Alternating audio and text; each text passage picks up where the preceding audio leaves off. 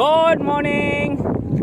Hello, good morning! Welcome po sa ating channel, sa atong page, sa Kuya Doy TV guys!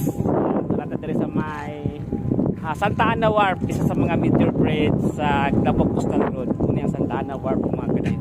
Yan! You see that? Ayan. Yun, mahumanay na. Waiting na lang po sa mga mahuman, mabuo ni buo Coastal Road mga kadayo. Dito sa my ground, ipatag, tapos silbi na lang po mga parkinganan sa mga sakyanan. Once nga mag-island tour ang mga tagiag mga sakyanan diya sa may Sabal. Sabal Island, Bukid Island, tapos dire Talikod Island. So diyang banda kini diri nga side ipatag din imuha lang po doon parkinganan. Labi na pong bugto na kadayo. Landong kina diha, hangin kaya ba? Kahit ulit dagat, kita lang sa inyo ang dagat. Yan.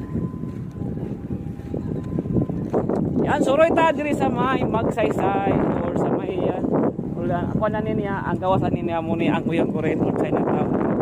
Muna yan sa tao na warp. Yan. Santa Ana Wharf. Pupunta dahil dito sa ruan ng mga lansa. Patulong diri sa may Talikod Island. Yan, kung kita ninyo ng island ng kamay diya, around mga 1 hour ang pagbiyahe gikan diri sa may Santa Ana. Pero magkinahon karon ng hapon, makita ninyo muna ang mga island tour nga mga bangka. So yan. Kita nyo na guys. Tingnan kayong mga crabs. Yan. Water breaker, mga batong dagko. Santa Ana Wharf. Yan guys.